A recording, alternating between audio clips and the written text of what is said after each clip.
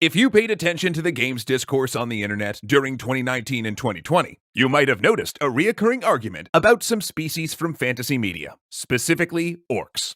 Now, not to worry, this episode isn't going to be just another member of the chorus talking about how if all orcs in a game are blindly evil, that it's racist. Instead, we want to discuss how that particular choice is simply bad game design.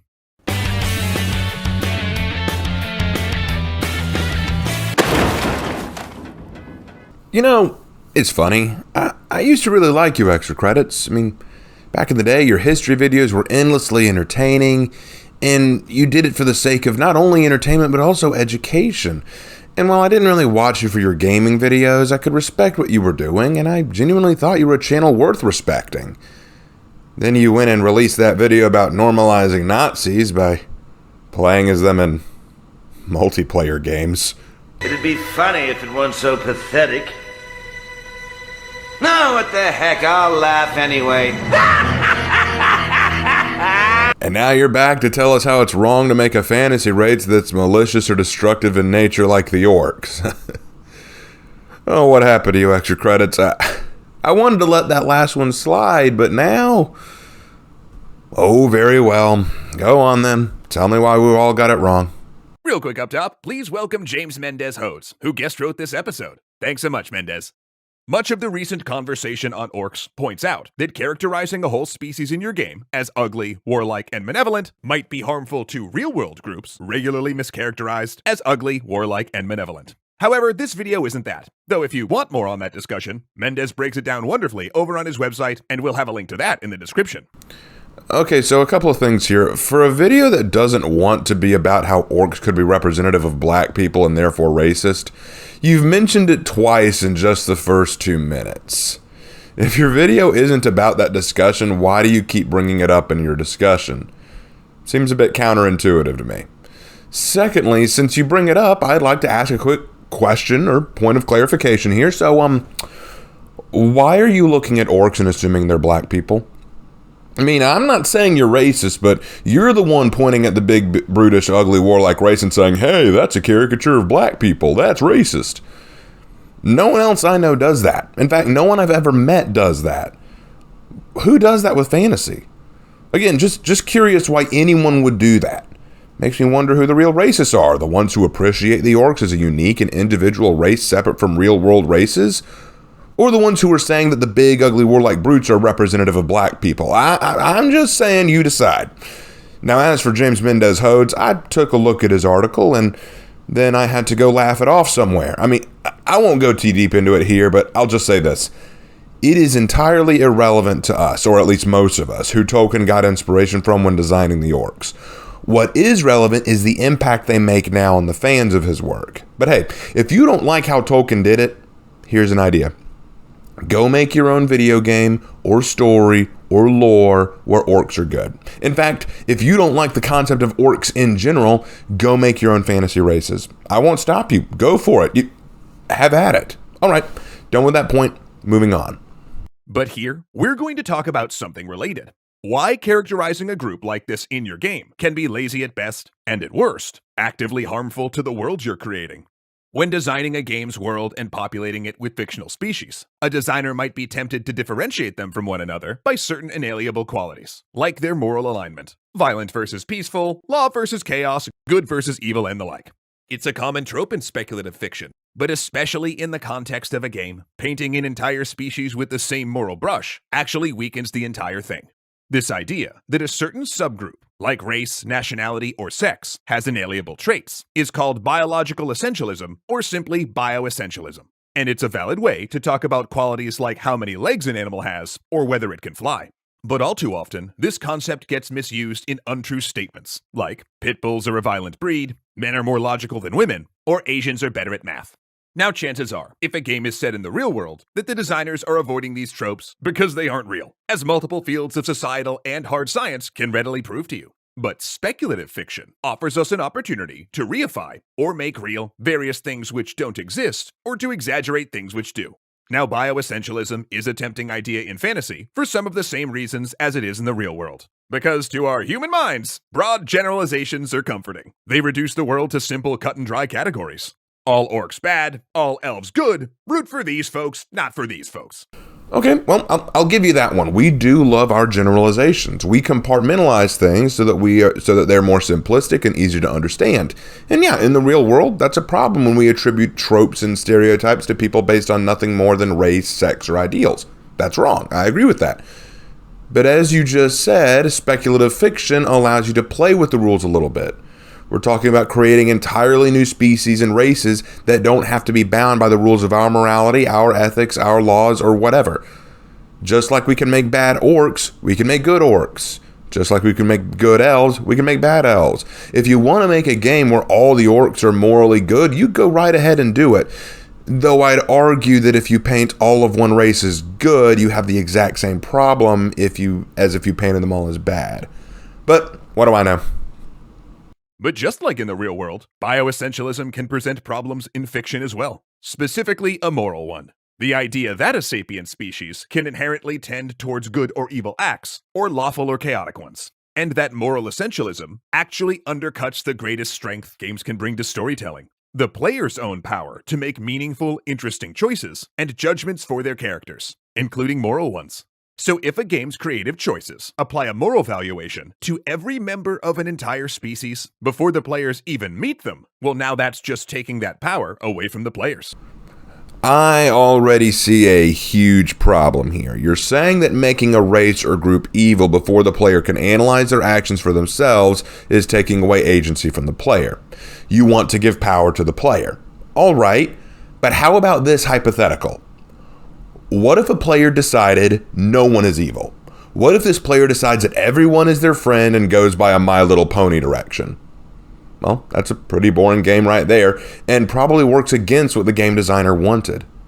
And then, what if the player is morally wicked and decides everyone is their enemy and starts butchering any NPC they meet? Well, that takes away any potential for a story. See, some decisions should be left to the player, but a good story has boundaries, rules set by the game designer or world builder. I mean, imagine playing a game like Mario, right, and deciding that Bowser isn't the enemy anymore. You don't want Bowser as the enemy, you want it to be Princess Daisy now. Why? Well, that's just what you want. And damn the game creator who dares to restrict you and take away your power. You know what, while we're at it, Bowser's now Bowsette and she's your love interest now. What? You dare to take away my power as the player? And remember, if Nintendo isn't okay with this, they're taking power away from the player. It's your right to decide you want to marry Bowsette and kill Princess Daisy. It's your choice, not theirs. There's more I want to say here, but I'll save it for a bit later. You'll see why. And in turn, if a group of orcs, for instance, doesn't even have a choice about their actions, are they actually evil? Because look, if a person, say, destroys a house, we call that evil because they chose to do so. But if a tornado destroys a house, well, I mean, is wind evil? No. Therefore, if a game's world building chooses to program every member of a species to destroy, aren't they more like the tornado? Well, hold on now, sir. Evil's a pretty deep discussion point. If a guy destroys my home, is it really evil? Well, that depends. What's the context? Why did he do it? Was he perhaps justified? I mean, demolition companies do this as an occupation. Are they evil? But let's leave that aside and talk about the real question here. Are we calling orcs evil, or are we calling them a force of nature like a tornado? Because if they're a force of nature, I don't see a problem with that. As a matter of fact, that's creative. In the natural world, there are plenty of destructive species and forces like termites, locusts, hyenas, floods, earthquakes, piranhas, and taxes. These forces aren't evil necessarily. They're just part of how the world works. Animals, especially animals actually, often act on natural inclinations to consume and destroy. Why can't orcs be designed in a similar way? They consume everything in their way, even each other, to sustain themselves. I mean, that would actually be an interesting and unique take on them. They aren't morally wicked, just a force of nature. Like a force of nature, a dealer in thunder and death. Now, if the player's characters are able to make moral choices, but an entire class of NPCs is inherently evil regardless of their choice, then the game is either telling the player that moral choices don't matter, or it's simply driving a wedge between the player's morality and the morality that applies to the rest of the world, blocking the player from further becoming a part of it. Okay, this is actually the dumbest thing you've said so far. Everything else so far has kind of been a matter of debate about ethics and moral choices in gaming, but now this is stupid. So let's clarify the statement for those who didn't follow it. If your character in a game has the power to make moral decisions, but certain NPCs will always be antagonistic regardless of your choice, then it's proving that either choices don't matter in this world, or it's driving a wedge between the player's morality and the morality of the rest of the world. Where do I begin? Okay, firstly, why does the morality of the real world have to be the morality of the fantasy world? The morals of the fantasy world are under no obligation to go along with your morals, and trying to force your own morals onto it seems a little, you know what? Here, how about this? This is just an example.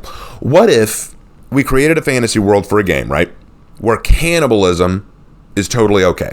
In fact, it's encouraged, because in this world, the local religion states that by eating another human being, you gain their mana and their power, and there are actually a class of people in the kingdom born to be cattle. They are a class of citizen called the cattle, and they know that they are. In fact, they're glad to be cattle. They think it's a good thing because they believe that by their sacrifice, they will live on by giving their life force to the mighty and to the leaders. So if the kingdom is about to go to war, they have a feast of cattle because that way the warriors will become stronger, and the cattle love it. They're like, yes, we will provide power to our kingdom and to our lords. Are you going to waltz into this world with your own morals and tell everyone they're wrong? That you're their Western imperialist white knight here to tell them all how they should live their lives and how their culture is backwards and uncivilized and how they all need to be like you or they'll never move forward? Wow, how very Western and imperialistic of you. Now, as for the part where choices don't matter, you are aware that even in the real world, sometimes we do make choices that will be bad in either circumstance, right? Like, in the game Witcher, you often have choices where either outcome is a bad one, but you have to choose the lesser of the two evils in your own eyes. Like, for example, one of my favorites is The Witcher comes across this girl who's in a comatose state and dying because she got slashed by a monster. And the doctor says she's going to die. There's nothing for her. She's going to die. And I've made her sleep peacefully until she does. However, you have a Witcher potion that if you give it to her, could save her life, but you warn her, hey, Witcher potions weren't designed for people. This could still kill her, but it would be a lot more painful. And even if she does live, there could be side effects. Griffin do that to her? Delina. Yes. Attacked her at night. She was walking in the woods. At night? Through the woods? In wartime? Meeting a boy. The young, do foolish things for love. Wounds are healing, but she will die. Blood's pooling in her skull. Nothing my brews can do to help. Could try to help her with one of my potions. Swallow can heal internal hemorrhages. But? Witcher's potions aren't for humans. She'll die as it is. Yes. A peaceful death soothed by your concoctions. If I give her Swallow and something goes wrong, the whole village will hear her screams. I understand. Do as you will.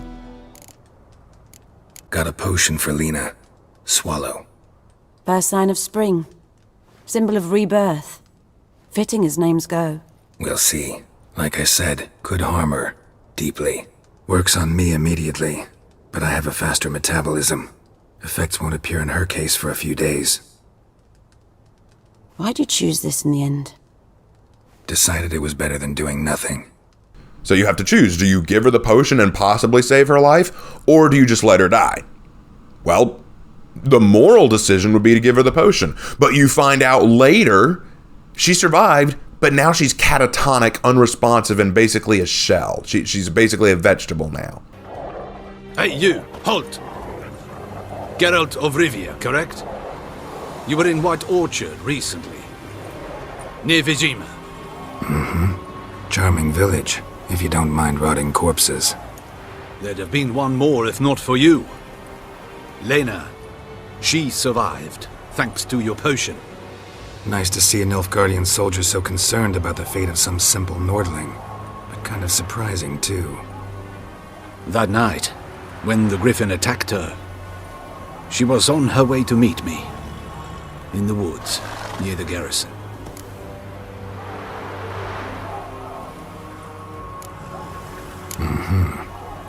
Love knows no bounds. Not so. Her parents told her that if they saw her with a Nilfgaardian, they would shave her head, cut out her tongue, and banish her from their home. Listen, Lena, she has not fully recovered. I took her with me when I was transferred. Thought she might get better. But no, she says nothing, recognizes no one, sleeps most of the day. I warned Tamira. Witcher potions have powerful, usually permanent side effects. Can't do anything to help now. Maybe a mage could. I don't know whether to thank you or curse you for not letting her die with dignity. Trust me, choice I had to make was harder. Not a great outcome. So, as I said before, does that mean choices don't matter? Or does it mean you actually have to consider things you wouldn't have had to before? Sometimes, in both the real world and in the fantasy world, there are forces, elements, and people who are just out to hurt us and cannot be reasoned with. Fate sometimes deals you a rough hand, or you come across someone who desires your defeat or end. You cannot negotiate with one who is focused on your destruction or defeat. You can either step up to them and fight back, or lay down and take it. But, since you say such gaming design limits our ability to feel part of it, let me just point out that every Draugr and skeleton I met in Elder Scrolls Skyrim has tried to kill me. So has just about every dragon and every vampire and every troll. I mean, I couldn't reason with them or choose a way out, but I still felt like I was a part of it. For instance, in Warhammer 40k, this inconsistency is central to the Imperium of Man's villainous creed. Individuals' human choices make them good or evil, whereas aliens are created evil. And of course, Games Workshop made that choice to facilitate a wargame where lethal violence is the only option. But then folks also saw that in the 40k novels and RPGs, which required more interesting narrative complexities, Imperial heroes have to grapple with and recognize the illogic of that creed based on their own experience. Ooh, you do not understand Warhammer 40k. Humans in Warhammer 40k are just as corrupted as the rest of the races. Every race feels it's superior to the other and thus seeks to dominate the galaxy through force. Humanity sees the other races as threats because they themselves see us as threats. We're all wrapped up in a massive war where each side feels they're justified in their actions. So you got to realize something. Humanity, in the context of that world, doesn't understand how far they've fallen. The whole point of the race of humanity is how far they had come with the help of the Emperor of Man, and after his defeat, how far they've fallen. Like, I do love how your example of the alternative, though, is Robert Rath's books on the Necrons. Yeah, okay, the Necrons are a sad race. So are the Eldar. They've all had it pretty rough. I feel bad for them. It sucks. But if they come after me to kill me, which the vast majority will do, I'm going to kill them. Just as I would with the Orcs, Tyranids, Dark Eldar, Tau, and Chaos forces that stand against me. That's what 40k is about. Surviving in a galaxy divided, standing against certain destruction from a galaxy where everyone and everything is out to destroy you. Even if a race has complexities and tragic infighting or backstories, they are still a threat. It's about surviving in a grim, dark future. It's about the indomitable will of man standing up against certain defeat, even internally. As a side note, though, you bring up Robert Rath, who writes very well. I give him that. I highly recommend the Caiaphas Cain series by Sandy Mitchell. One of my favorite Warhammer 40k series, a very entertaining read, incredibly unique perspective on the Imperium forces. It is phenomenal. I've read through the first 5 books of the series. They are amazing. I'm still going to be reading through the rest. I'm not being sponsored by Sandy Mitchell or Games Workshop or anything, but go read them. I especially recommend the audiobooks. You can find them on Audible. Very fun reads. Just very, very fun. Absolutely phenomenal. Anyway, done with that. Moving on. Okay, but now you might be asking, what if you're playing the kind of game where you're engaging in violence because it's exciting and fun, not because of its moral dimensions, where the meaningful choice is about tactics rather than ethics? Maybe the goal is to take moral calculus out of the problem. Sure, one solution might be saying, all orcs are evil, go ahead and shoot them. But in that situation, as soon as someone inadvertently feels some empathy, as people often do for anything seeming even vaguely alive, the easy answer becomes less easy. And if the goal of your game is to stop players from engaging in moral debates and just fight some bad guys, you kinda gotta say something more reliable than, "Oh, it's fine, they were all born this way." Why? Why can't I say that? In Warhammer 40k, that's precisely what the orcs are like. That's precisely what the Tyranids are like. You say, once players start feeling empathy, as we do with anything that's alive. Okay, why would I feel empathy for someone out to destroy me when you yourself just admitted we were taking ethics out of this equation? You literally talking about a game where the purpose is strategy and combat means ethics are no longer a discussion point. In that case, there is no empathy. Empathy is about feeling for someone else. Why would I, if morality is not a factor anymore, feel for someone else? I don't feel empathy for a chess piece when I remove it from the board. I don't feel empathy for the zombie about to eat me alive. I don't feel empathy for the nameless guards trying to break through my barricade as my snipers shoot them down. It's strategy, combat, and tactics. You just took the ethics out of this discussion. Don't drag them back in. Fortunately, the real world's made progress on this problem, because sometimes in this day and age, people actually bear visual signifiers which say, "I'm evil, not because of where I was born, but because of the choices I've made," such as Nazi uniforms and clan hoods. Then in fiction, we have things like the Hydra logo, a clear visual signifier, but one that denotes choice, not birth. So, it's wrong to overgeneralize.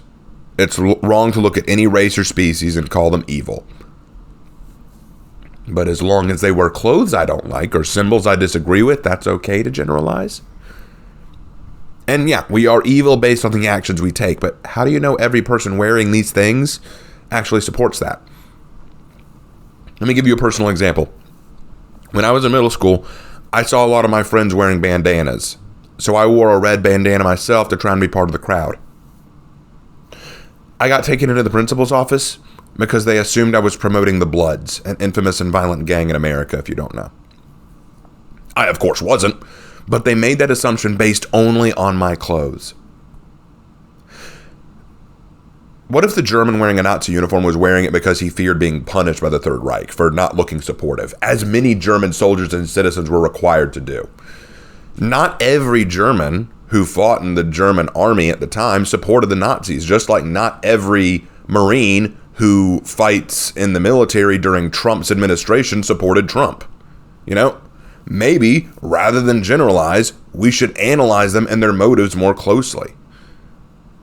In a video game, it's different. Look, I'm not defending Nazism. Far from it. If the Nazis are an easy bad guy to point at and hate, they are an easy de facto generic and generalized villain. World War II games are so popular because the Nazis are an evil fallback for a villain you don't need to put much thought into.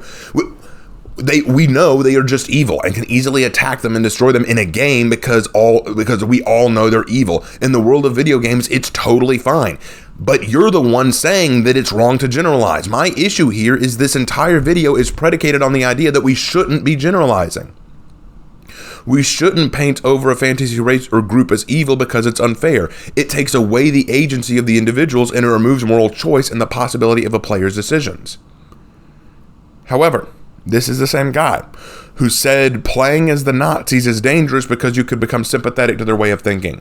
This is the same guy who just said it's easy to tell who is evil in the real world just by their choice of clothing or the symbols they're attached to. You know, it's funny. If you had said, you know, guys, we shouldn't generalize orcs because you know what? Overgeneralizing hurts people. You do know that not all Nazis or people who fought on the Nazi side supported the Nazi movement, right? We need to understand them more from an individual level. I would have actually thought that was an engaging point, and I would have admired you for pointing that out because that's not something a lot of people point out. But that's not what you said. You turned into a hypocrite. Here's an example from gaming that might help here. This is one that my brother told me about, and I think it worked well. Kaiser's Legion from Fallout New Vegas is clearly the de facto villain faction. They practice slavery, they rape, they pillage, and they want complete and utter control. But many of Kaiser's Legion were former slaves who were indoctrinated into the Legion. They did not make the choice in joining the Legion. It was not based on their bad decisions, but the decisions of others. This could be the case for several other real-life organizations that we might consider evil, such as the street gangs, where kids with poor and impoverished conditions might go to for a chance to make money or to get off the streets, or the government agencies hated by the regular citizen, but who offer decent living for someone just trying to take care of their family, or for that one unpopular kid in middle school who just wants to feel like he fits in, so he wears a bandana with gang colors even though he doesn't realize that. Using your own logic, we should just ignore these nuances and just shoot them because they wear the clothes of or the symbols of these groups or organizations that are deemed bad. However, a fictional race with less nuance, we shouldn't make villains because... why again? And if the statement that a game is making with its backstory and symbols is that an enemy had a choice and they chose wrong, then that gets way less complicated for a game that's interested in uncomplicated violence. But it's more complicated now. Who determines what right and wrong choices are in this world? Why does the game have to go the extra mile to explain why the villainous group is evil? Can't their actions do that for them? I mean, the world has to define right and wrong here, right? Calling back to my cannibalism hypothetical, the world of fantasy is not bound by the morals of the real world. Let the game designer make what they want to make. You are trying to shove our moral compass into an ancient medieval world. You need to realize, from a historical perspective, our morals were formed over centuries of progress and learning the Western world went through. You can't just take those morals crafted by our specific circumstance and expect another world to adopt them themselves when they went through completely unique circumstances. It's possible, but you shouldn't bear that expectation. It's like making a chocolate cake, subbing out a majority of the ingredients, and then acting surprised when the cake comes out different. Two different worlds will have different outcomes when they have different events, circumstances, and cultures establishing them. That's why it's important to understand who defines right and wrong here. You have now made it more complicated by holding the game to that expectation. The game has to define it for you. So whether a game does or doesn't want its players to overthink their characters' moral choices, evil as a choice is just more effective than evil as a bioessential trait. Okay, with this one visual, you have both destroyed your own argument and been laughed out of the room. The xenomorphs from Alien. Alien is one of the most popular and beloved horror sci-fi franchises ever made. You're saying that a franchise with villains who made bad choices like the Nazis is more effective than a franchise where the creatures are bent on our destruction for their own survival? I'm sorry. I find the latter endlessly more effective. Why? Because it's not complicated. They want to survive by killing other creatures and using them to breed more offspring. We want to survive by killing them before they can. A perfectly less complicated and simple survival-based story. It's effective. It's beloved. It's easy. And it doesn't force the player or viewer to sit there going, oh, what are the moral choices here? Can't I just get along with the xenomorph? Maybe they made some bad decisions and they could be redeemed. Of all the examples of a non-effective NPC villain to show, you had to pick the one even a novice could laugh at and say, are you for real? Wait. Holy crap. I cracked it. I cracked the code. You are trying to apply humanity to something that isn't human. What makes the xenomorphs and monsters like them, including orcs, so frightening is the inability to rationalize or reason with them. They want your death for no other reason than to conquer, survive, or just for the shits and giggles. They want your demise, and there is no human way to rationalize it, and that's terrifying. The idea that a creature could exist with so little basic humanity. And what makes this also appalling is that you would more readily turn your hatred and violence upon a fellow human who makes bad decisions than a creature bent on your death. You want to humanize the violent, evil creature by nature, but you want to dehumanize the human who made a bad decision. You are removing the humanity from one and trying to apply humanity to another. Wow. Oh yeah, it's all coming together.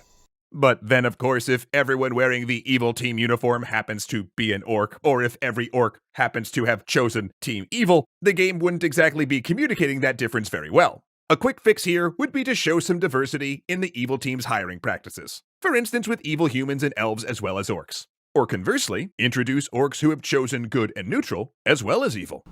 Sure, why not? You want to diversify everything? Go right ahead. Just don't police how people design their worlds. You want to avoid limiting the choices of the player by limiting the creativity of the game designer, and that's not a good thing. And a good example of a series getting better and better at this over time is Mass Effect. Because in the first game, Commander Shepard never meets a nice Batarian or a fun Geth. But then, spoiler alert, most of these evil species turn out to be as complex and interesting as the human ones as the trilogy progresses. How about the Reapers? Yes, that's just one lazy ink blot in the Mass Effect world. Or wait, is it possible that there can be a general villain or threat for a world to be afraid of and fight against? No, that'd just be crazy. Or wait, maybe in Halo with the Flood, or Warhammer 40k with the Tyranids, or Warhammer Fantasy with the Skaven. All examples of irrational, destructive, and dangerous entities that care not for diversity, but only domination. Yeah, those aren't done well at all. I thought I was the crazy one. Broad moral generalizations about species or culture not only doesn't make internal sense, but it also leads to less evocative, less rewarding worlds and games. Wait, but it does make internal sense. I thought you would have been the first to point that out.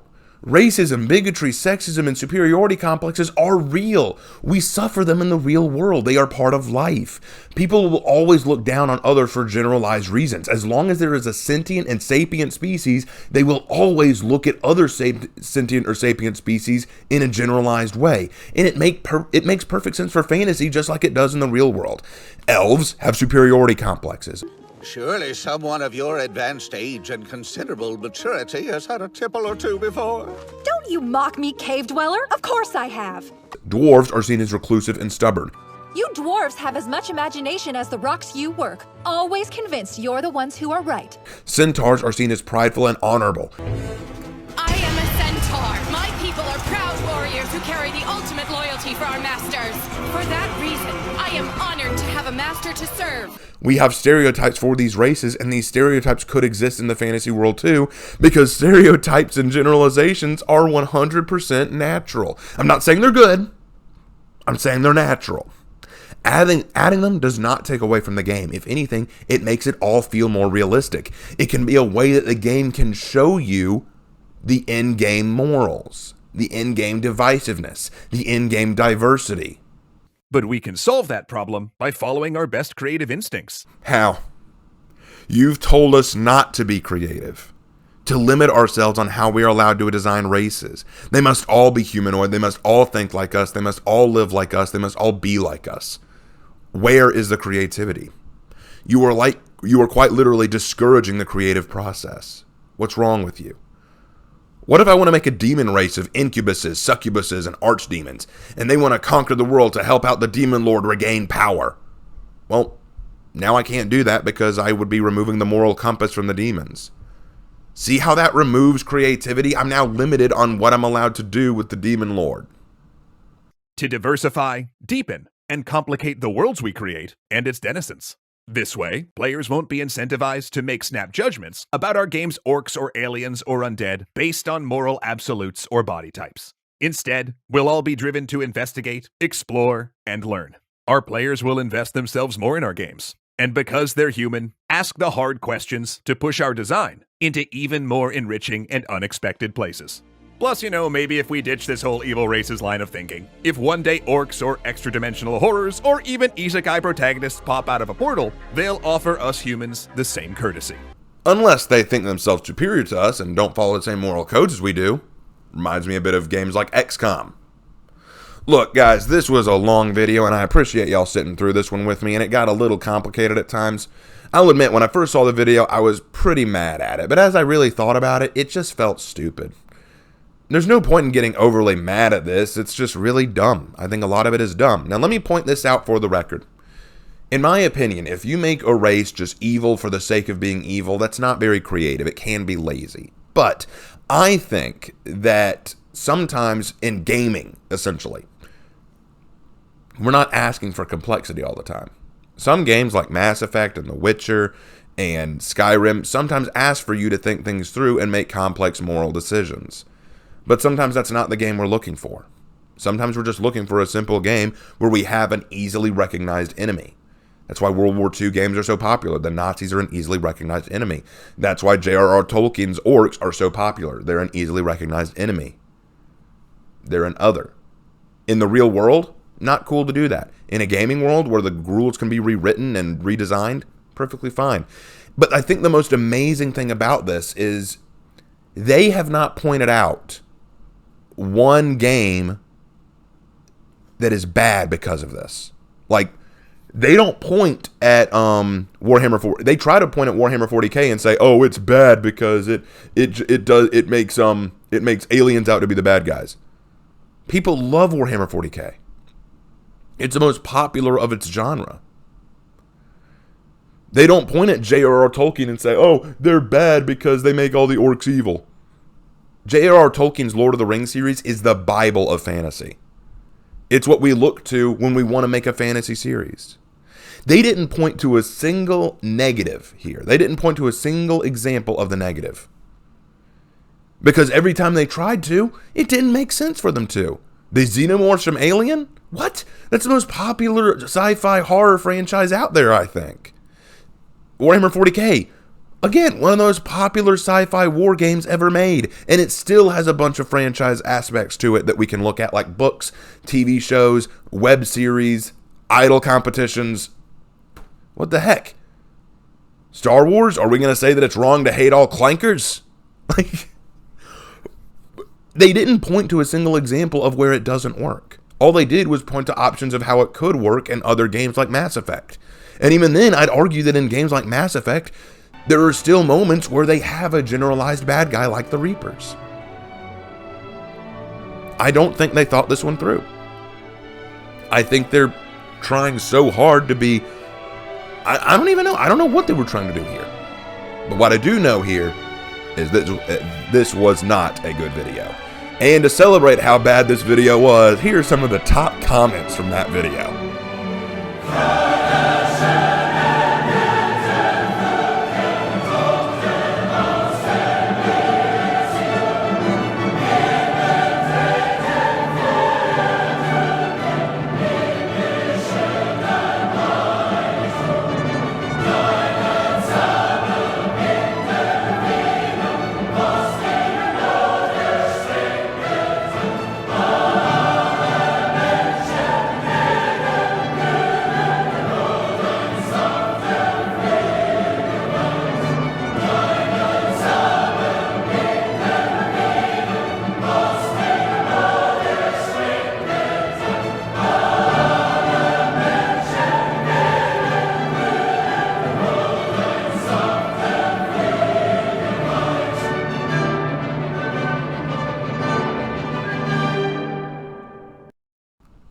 Thank you for watching, guys.